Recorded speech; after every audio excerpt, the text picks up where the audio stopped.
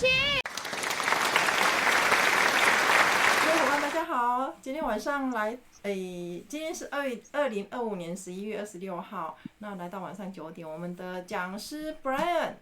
是我们在香港的 Hello，年轻伙伴，他来跟大家分享他的跳伞的经验。那 Brian 已经在线上，我们直接邀请 Brian 来为大家开讲。好，请。谢谢再邀请我。那等下的时候，我应该有机会会讲国语会没有这么好，或是我会用英文去讲一下，希望大家听得懂，或是明白我讲什么。然后好的，先来这里讲一下我们的封面，就是今天会讲一下我以前应该是6年前做的事，是去跳伞。然后在图片里面你可以找一下我在哪里。那时候是我16岁去的一个，我生之童军就是 Venture Scout 或是 Senior Scout 做的第一个活动，就是去我们中国大陆，因为香港去中国大陆就比较近，或是我们去有方法找得到地方去跳伞，所以我们就很多人香港童军或是外面的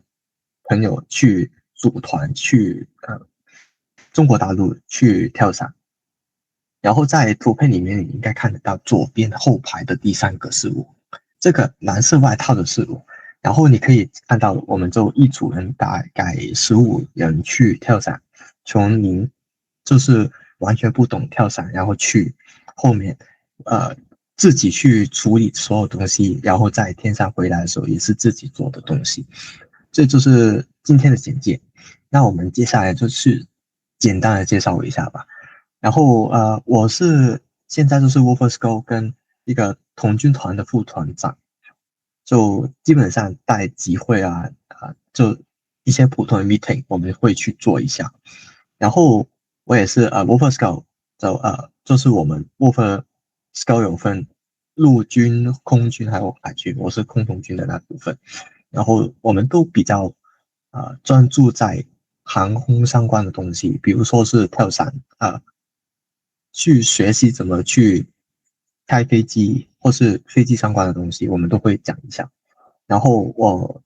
可以在图片的中间看一下，中间我鼠标的位置，左边是我们童军团香港童军团都会做的事，右边是我们童军团以后的 Venture Scout 或是 Senior Scout 去做的考试，去学习的东西。然后中间黑色的那个是我今天会讲的，就是跳伞的东西。然后你可以知道这几个勋章在童军或是在 Senior Scout 里面是比较难获得的东西，通常会是你要时间许可，或是你的班级许可，或是你的知识、你的认知、你的了解足够的话，你才可以去拿得到的东西。就我们会不同童军的支部分成不同的难题去让学生去让小朋友去学习。就我们会把所有的等级分成初中高3个等级去做，然后你必须完成第一个才可以做第二个、第三个。所以就是这个我小小的简介吧。很多人是听到跳伞的时候都会想得到一些意外，就比如说这个是我上年的年头找得到跳伞或是滑翔伞，就是gliders 他们的新闻。很多时候家长或是你朋友听得到跳伞有伞这个东西的话，都会想得到会有死亡，会有伤亡。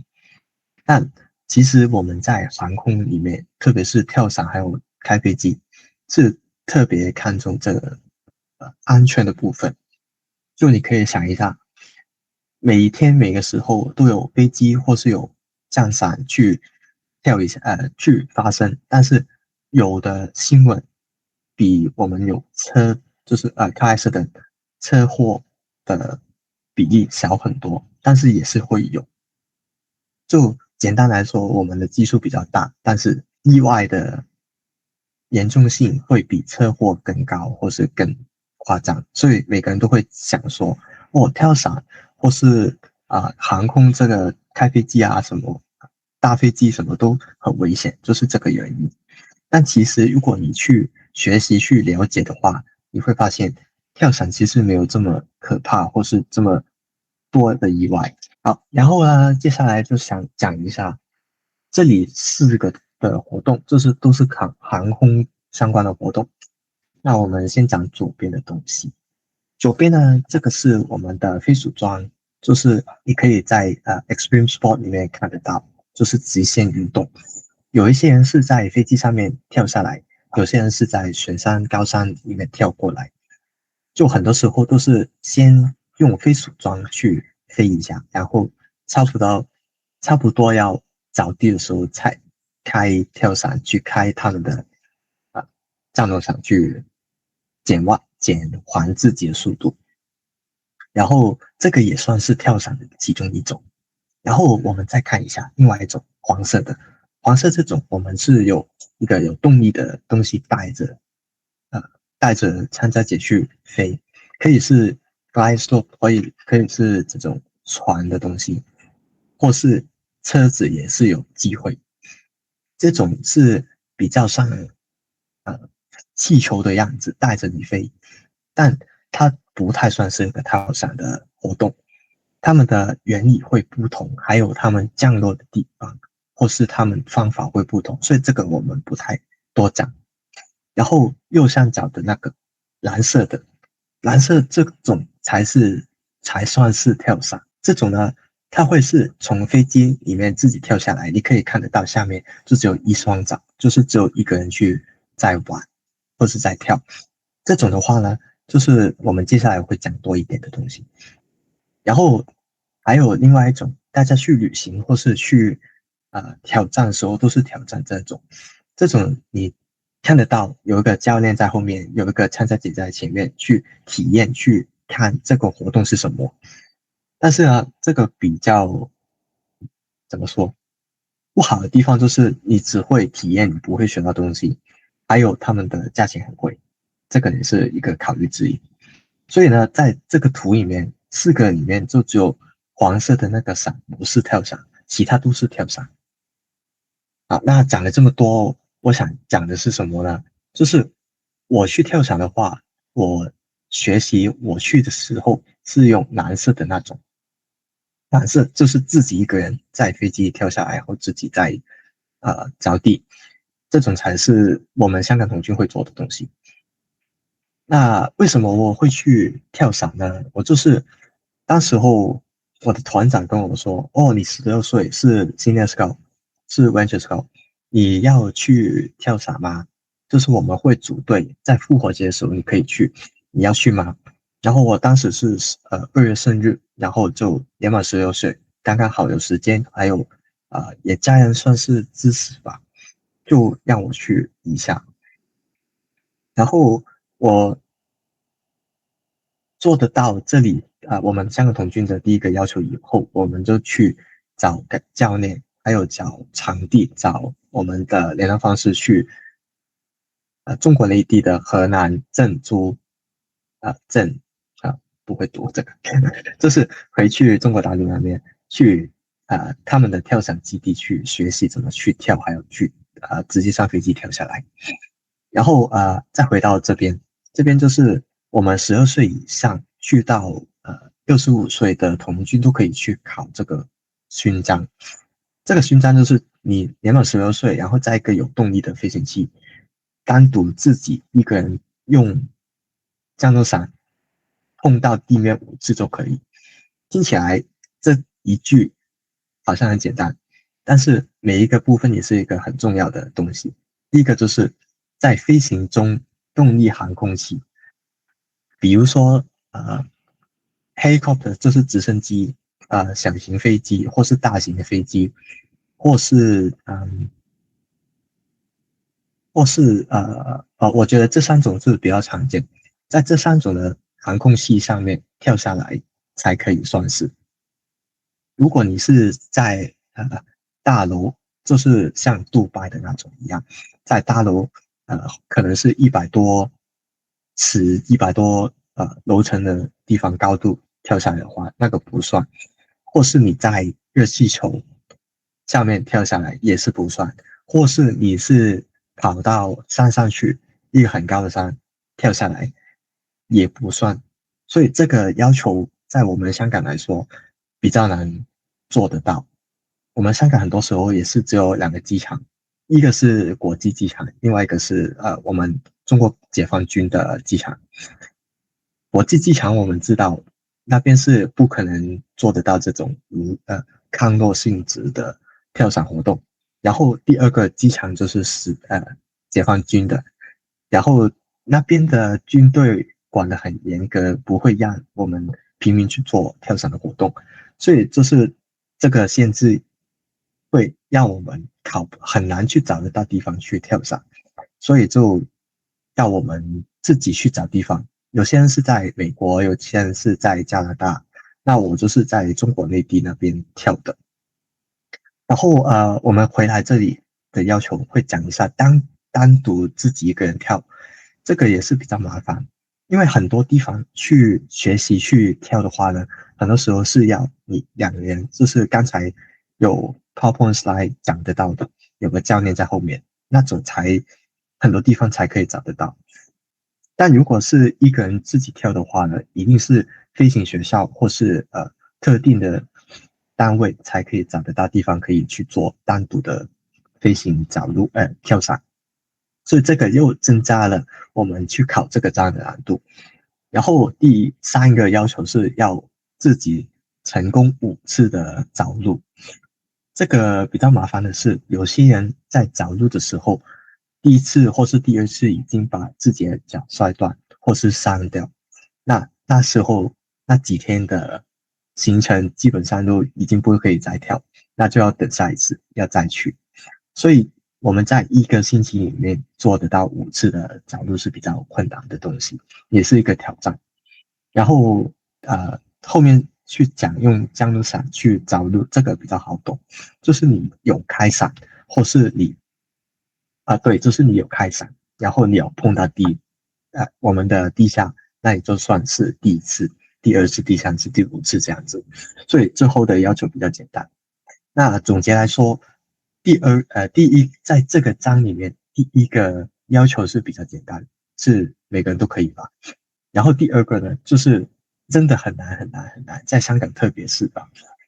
就让我觉得我有必要去做得到这个章，或是带这个章上自己身上的原因吧。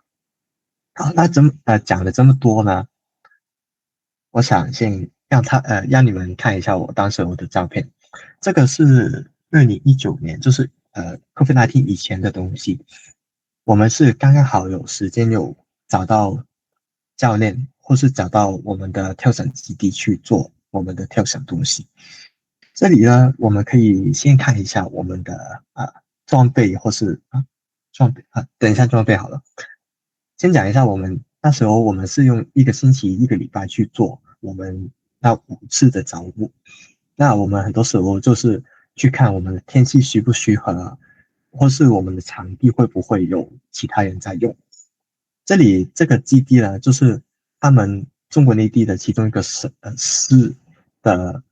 跳伞中心，他们有自己的国家队或是自己的队伍在准备或是在练习。所以我们要把握时间，在早上差不多太阳出来的时候，你可以看图片这边6点5点钟，要在这么早的时间起来，然后搭上大架飞机才可以做得到我们1天2次或是3次的跳伞活动才可以。那我们可以看一下，就是这里的话，我们都是自己的装备自己负责，包括我们在香港带所有的东西，比如说是我们身上的高度计，或是我们身上的头盔，或是我们身上背着的跳伞那个降落伞，就是一个比较难去带上去大陆的一个东西，我们也要自己带上去。还有我们的服装，就是蓝色的一个学员去穿的跳伞服，我们也要自己带上去。然后带这么多东西上去，我们就在这个一个礼拜里面做得到。天气要求很高，还有自己知识上的要求也是很高的活动。好，那简单讲一下，我们去的时候是1个礼拜，但是去以前的2个礼拜，我们也是要去认识什么叫跳伞，什么是一些航空知识。那我们先讲一下整个流程是怎样。那当然是你要被邀请，或是你有兴趣自己去找教练去考章。那考的时候，考的时候就是先跟自己的团长说你要去，然后他就邀请你要跟家长讲一下。那我当时是要，因为我们香港成年是18岁以内18岁以后才是成年。那我当时是没有，那我就要家长同意。然后我们所有人都集合了以后，我们再去找一个教练。你可以看一下这里左边的那个，就是我们当时的教练，他好像是前的英军教练，所以就是很有资历的一个教练，就叫我们去认识所有东西，包括是我们的风向要如何去分辨那个方向，就是tailwind and headwind and crosswind。So 3个风的加起来会是怎样？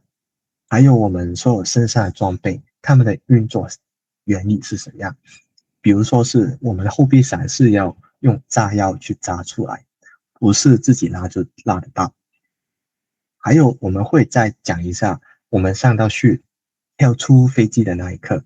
我们是要用什么的动作。你应该可以在 Instagram 或是在 Facebook 看得到很多，就是所有手脚也是放在后面的那个动作。那个时候我们教练也是会教我们的。然后认识完所有东西，风向怎么去应变，或是有什么特别的事情会在空中自己处理之后呢，我们就等到我们的复活节时间去营地。那我们那时候一个星期里面，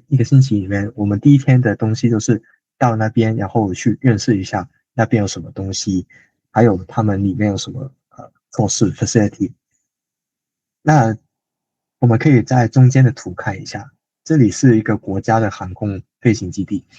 就是说里面的所有航空相关的东西也是在国家或是就是中国那边许可的东西才可以在这边做，那不许可的话就不可以在这里。比如说有学生飞机学生的飞行员会去想学开飞机的话，我们会在这里去做，而不是其他自己私有的基地去做。或是刚才有说到有国家的、有省有市的跳伞队伍会在这里练习，也是在这里做。然后我们第一天到的时候，我们就发现原来这里不算是很大，最大的就是我们的airfield， 就是草地比较多，就是比我们让他们去降落，还有take off， 就是起飞。对。然后这里还有其他相应的设施，就是有宿舍，或是有饭堂，或是有一个室内空洞的地方让他们去练习。那我们认识完第一天之后呢，我们第二天就很早起来，我们就是5点半起来，然后就准备所有东西，跑出去草地去准备上飞机，等飞机，然后在飞机自己跳下来。这个是第二天和第三天、第4、第5天的行程。然后每一天会是跳1到2次，或是3次，如果好天气的话，或是反坏的话。那我们每一天跳完以后，就是早上节目做完以后，我们中午的时候会看其他的设施，就是刚才说的风洞，就是室内的跳伞，我们也会去做一下。如果没有的话，我们就自己休息一下，等晚上的时候，或是6点7点的时候，我们就回到我们大家的common room， 就是共享的房间那边去看那一天我们所有的跳伞路上会是怎样。我们等一下会看一下，就是自己跳出去的时候，你做得好或是不好，我们也是会在那一天的晚上去看。然后5次的跳伞做完以后呢，我们就会去找我们上营的领袖去找他拿章，签这个奖章给我们。这个就是我们一个星期，一个礼拜里面的流程。然后呢，先讲一下，刚才也讲一下，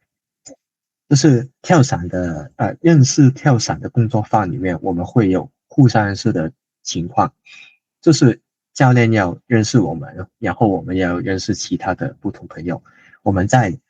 收拾伞的时候，我们要互相提点，互相帮忙一下。然后呢，第二个我是用广东话去写的，所以你们有机会看不懂。就是我们去找一个合适的时间，然后很多时候也是看教练的时间可不可以。通常都是一个长的假期，那我们的复活节就是4月份的复活节，就是有时间可以去做得到。然后第三个就是地面的理论，就是刚才有讲风向啊，我们在天上的时候自己的方向或是有什么危险的时候，我们要做的东西。然后简介就是我们在去以前想好我们在营地里面会做的什么东西，或是整个流程，就是刚刚说的东西。然后最后一个就是动作的练习。在跳伞的过程中，我们有机会伞是卡着或是打不开，那个时候我们就是要自己先在地面准备好自己要做的动作，比如说是把右边的cut off handle 拉一下，然后在左边的包包就是打开后备伞的东西拉一下，就是整个流程要熟练才可以准备好去自己跳伞，如果不是的话就很难去自己跳得到。好，那在香港的时候，我们就是准备好所有东西，然后就期待我们去大陆的时候再跳伞。然后我们到的时候，我们刚才有讲一下，就是会在停机坪啊，会在他们的facility 看一下有什么东西。然后呢，这里呢，我准备了一条影片，是我们第一天晚上去风洞做的室内跳伞。那我先打开一下，我们可以都看一下。那整个场面声音会是很大，所以我就直接把声音关掉。你可以看得到，这个是我啦。我就在第一次飞的时候，很多动作不是非常好，也是要教练去拉着我，去教我怎么做好动作。这个动作我觉得应该每个人在学跳伞，或是你听得到跳伞的时候，你会想得到的第一个动作。这个就是讲把我们自己的身体重心放最低最低，等我们不会一直在跳的时候转，就把自己固定在一个正常的动作里面。然后呢，这个动作其实有很讲究的点，是你所有脚你的手要平衡才可以做得到，不然就会像这样子撞到。我忘记这个视频这个小短片里面会不会有其他的教练说的动作，应该好像没有。有时候教练会直接用手提示我的脚或是我的手要放哪里，会高一点或是前一点左一点，就是也会影响到我们飞的时候我们在重心的动作。好，然后所有东西第一天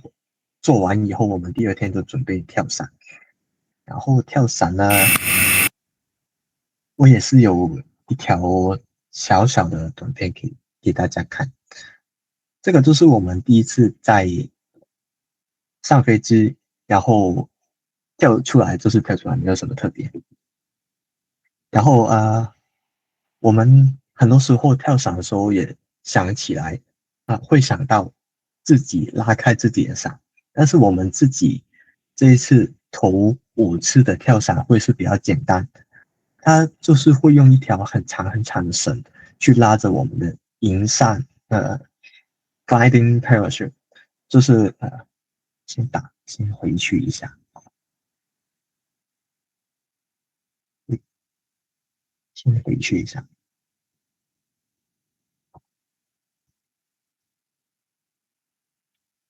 好，就是这里。你可以再看我跳的时候，后面是有一个小小的袋子，会带着整个降落伞去跳去打开的东西。我们就是用这个绳去连着飞机打开我们的引扇，就是这个小的东西，小的。然后再打开我们大的，所以这里还不是我们最大的伞。这个是我们很多地方去学习跳伞的第一个比较简单的地方，就是很多时候你不会自己开伞，会先试一下那个感觉是怎样，然后他就带着你去慢慢的做好动作。好，然后继续看呢，就是看到黄色那条就是我们的银绳。在跳的时候呢，很多时候很多人都会讲会不会很高，会不会很怕。但我很多时候就直接跟朋友说是基本上不会，因为你会想你开伞以后你会做的东西是什么，如果你开伞以后会卡住的话会怎么做，基本上都是自己的手放在降落伞的两个 handle 两个手把里面去拉，就直接可以打得开。但是也是要想，基本来说，跳伞的时候你不像那种观光的那个方法一样，那个你可以直接放空脑袋，然后自己跳不，教练自己带你出去，你不用想这么多。但是在这种自己一个人跳的话呢，你会想很多，所以你基本上是没有时间去怕那个高度啊，或是怕很多东西，就是不会的。以我来说啊，我觉得好，然后你跳完以后，你就是听着教练在无线电讲的东西去做就好。比如说是你要转左右，或是你在什么时候拉着你的伞去做别的这种动作。那飞也是我们在降落的时候会讲的航空相关词语吧。然后呃，我觉得这里应该没什么特别吧。我记得好像是1000米的高度，就是在中国大陆他们用米去做单位，所以这个1000米就是333英尺的高度。还有对，这个可以再讲一下，就是我们在飞的时候，我们很多时候带着镜头的这位教练，就是我们整团的 Drum Master，我们就是听这位教练去说我们什么时候可以去，或是什么时候不可以去，或是他会跟我们的飞行员说要减慢我们的速度才可以跳。呃，这时候呢，我们就等我们的 Drum Master 去讲我们接下来的东西。我记得我有另外一条可以看，可以不用重复这么多。好，那我们继续讲。好，那我们上飞机以后呢，就是我们在一个一个人跳下来的时候，一直会听着我们教练去讲你要做什么，做什么，做什么。你可以看一下后面也是有另外一个人的。好，就是听着做什么，然后自己做就好。做到差不多着地的时候呢，教练也会去找其他帮忙去，其他的小帮手去帮你把你的伞拉下来，让你不会再自己飞走。这个地方呢，我记得我去的时候，着陆是我们要碰到地下的第一个时刻，自己跑向前才可以把所有的力减掉，会让自己的脚正常碰地。但是我去的时候，我是有听过教练说，上一年就是2018年的时候，有人在跳伞降落的时候自己把自己的脚摔断，然后今年也是就是2019年再来一次。那时候我是有在怕，会不会我也是这样子啊？我会不会也摔断脚啊？然后就考不了这个章。幸好我是没有，基本上碰地的时候也是静静的碰地，然后就直接跑回来，很简单。然后呢，很多时候有朋友会问我说，为什么你着地的时候是用脚，不是用直接身体在翻滚？请问一下，会不会有人知道这个问题的答案呢？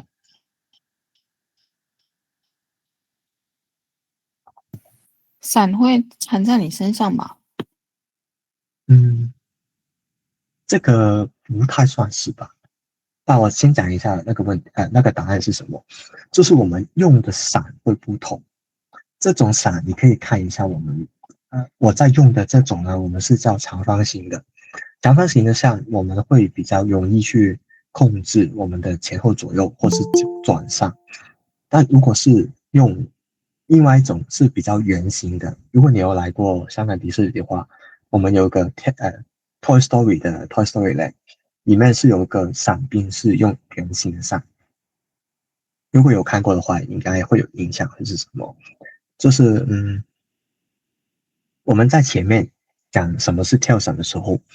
黄色的那一种圆形的那一种才会用翻滚的方法去落地。那个方法是那一种伞是比较难去控制它们的方向，所以它才会用这个方法去着地。但如果我们是用长方形的话，我们可以控制我们着地的方向，我们减速的减多少速度。所以说呢，我们剩下来的速度不会很高，我们就可以用我们的脚方法慢慢的着地，慢慢去跑，把所有的力、所有的重力减掉。所以就是用的伞不同，然后我们的着地方法也是不同的。然后呢，接下来呢，我们每一天都是这里好像跳了一个，对，就是我们到地下的时候呢，我们自己会把伞拉过去我们的空地方去做收起的动作。基本上你在用伞的时候，你自己在umbrella using umbrella 的时候，就是下雨的时候开伞，那个伞基本上你甩一甩，然后把那个绳子绑起来，你就可以把伞收好。但是我们跳伞呢，我们不会是这样子，我们跳伞是有很多很严谨的动作去做，确保你下一次开伞的时候是正常开。里面有很多绳，就是绳子可以去绑好，然后我们的伞也是要用一定的方法，在教练看着的方法，我们才可以收起来，然后再去下一次。然后这里呢，可以讲一下一个小插曲，就是我刚才说有个人在倒地的时候摔断脚，在同一个人在这一年就是2019年的时候，他的伞打不开，这个是大家都比较紧张的东西。我们跳伞呢，基本上会带两个不同的降落伞上去，一个是大主要用的，自己去收洗的，然后另外一个呢就是比较小型的，要用自己人手打开或是飞行电脑去计算特定的高度或是特定的下降率才会自己打开的。这种副伞呢，我们很多时候也不会开，也不会去碰。但是呢，我们这一次呢，不知道为什么有一个人是在跳的时候发现他自己的主伞没有打开，然后就直接打开他们的副伞。每个人都在问为什么，但是也最后发现不到为什么。然后为什么这个是比较大家都大为紧张呢？就是因为用这个副伞的时候，就是在讲一定是主伞或是有什么东西有坏掉。这个是我们所有人都不想去面对、不想去看得到的东西。还有说呢，他们去收洗这个副伞的时候，一定是有教练去做，或是特定的人去收洗这个副伞才可以。然后他收洗完也是要把这个声明或是在一个纸本的文件写下什么时候、为什么，然后所有的原因也写上去。这个才让所有的教练觉得很麻烦或是很紧张的东西。对，这个就是同一个人发生2次的小插曲。然后呢，接下来呢，我们就到每一天的晚上，就好像看我们刚才的影片，我们会在想你跳出去的时候，你的姿势会不会不错？你看下去的时候，你做的动作会不会好？然后看完自己呢，会看其他的朋友，然后再看所有人。那时候呢，我们就会那一晚想一下自己会有什么做的不好的，我们去改善。改善完以后呢，我们再看之后的时间会不会有进步，会不会有更好的表现。还有呢，我们去看的时候，我们的教练也会把我们那一天那一跳的表现写下来。那 notebook 我没有在这里放上去，这是一个小小的记录本子，去写你那一次跳的东西会有什么改善，有什么好或是不好，什么时间在哪里跳。那我们5次跳完的时候，就在 notebook 上面写下我们所有的评语，就把这个 notebook 带去我们统军的特定领袖。那我们是有这里统军跳伞章的发出人有不同的领袖，那我们就自己去找他们去领章就好。然后呢我不知道到现在会不会有人有兴趣去跳伞。我知道台湾应该会有地方可以去跳，或是如果你可以的话，你可以去其他国家，马来西亚澳洲、New Zealand 这3个地方基本上都会找得到。那如果你有兴趣的话呢，基本上你这里8个要点你会注意一下，然后再去看他们飞行学校那边会不会有其他的要求。就是简单讲一下，第一就是你有身体状况不行的话，你不可以去，这很正常。然后第二就是我们跳伞前8个小时不可以吃药或是喝酒，就是如果你神志不清的情况下去跳的话，没有人确定你的安全，所以就不可以。然后第三就是有谢谢。好，我们等一下可以看一下。然后我们第3点就是24小时之前不可以潜水，我应该打错字这里。就是我们耳朵的构造里面是有讲到，有一个去控制我们的气压。基本上如果你去搭飞机或是潜水的话，你会发现你的耳朵会好像塞住一样。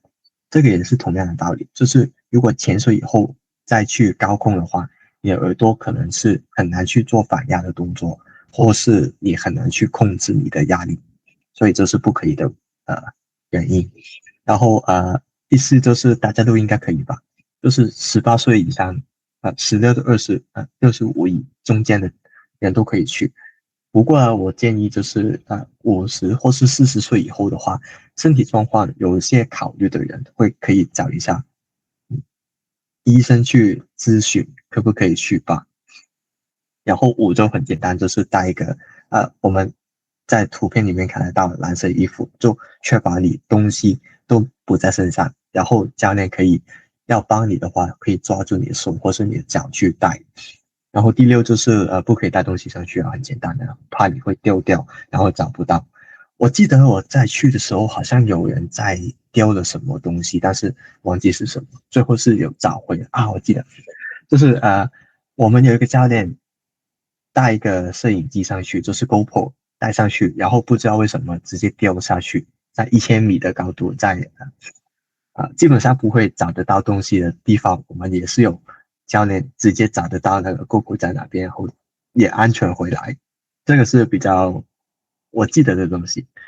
然后第7就是教练讲什么就是做什么，很简单。然后8的话，8就是买保险。保险的话就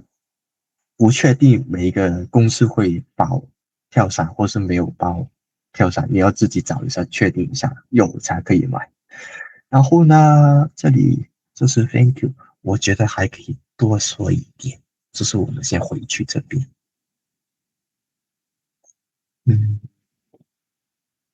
那讲了这么多呢，很多人都会去问我，你会不会推荐其他人去跳伞？那我自己如果是香港童军的话，你可以去考一个章，然后你可以去体验一些新的东西，去突破自己的话，我觉得是可以去。那如果是台湾的朋友或是其他地区的朋友的话呢，我觉得看你的目标是什么。如果是想突破自己高的点的话呢，我觉得也是可以试一下，但是事前会想一下会不会有其他简单一点的东西，比如说是Excel 类，就是圆形下降，这个是我在跳伞以前做的东西，或是呢刚才有朋友传出来的那个飞行伞，飞行伞就是在山顶或是有船的带领下，你去体验什么是有伞包着你的感觉。那你可以先试玩这种比较简单的东西，然后再去这种自己跳或是有教练在旁边比较难的跳伞动作。那基本上我是很推荐每个人去试一下怎么去跳伞。还有呢，呃，在这里的话，现在，在这里的话，基本上香港人可以去啊，可以去学习怎么跳。然后我们也是有另外一个章是去让学生飞一个真的飞机，这个是我应该下年度准备好去做的东西吧。我到时候如果完成以后，我可以再来解释或是介绍一次吧。那这个差不多40分钟的简报，我就先谢谢大家。如果有什么问题的话，我也可以在这里问一下。好，非常谢谢。谢谢我们的 Brian 哈。好，在此跟大家说明一下，因为 Brian 他待会有团的机会，一些事务要做处理这样子，所以他很快的他就要下线了。那时间宝贵，我们就快速来拍张照，然后待会就是 Brian 可以的时间呢，我们大家就尽量把握吧，好不好？那大家把镜头打开。好，那待会就是如果不然你时间到了，就是直接下线，就不用客气，这样好不好？就是有缘，那来得及就回答。那如果来不及的话，那就请大家就是用留言的方式，那我这边我再转给你，再请你这边再帮忙做回复。好，那各位好了吗？我拍照喽，3、倒3哦，3、2、1，我拍照。好，各位拍下1、2、3，好，感谢。谢谢观赏贝学院讲座，喜欢请按赞、订阅、分享，请给我们鼓励及支持。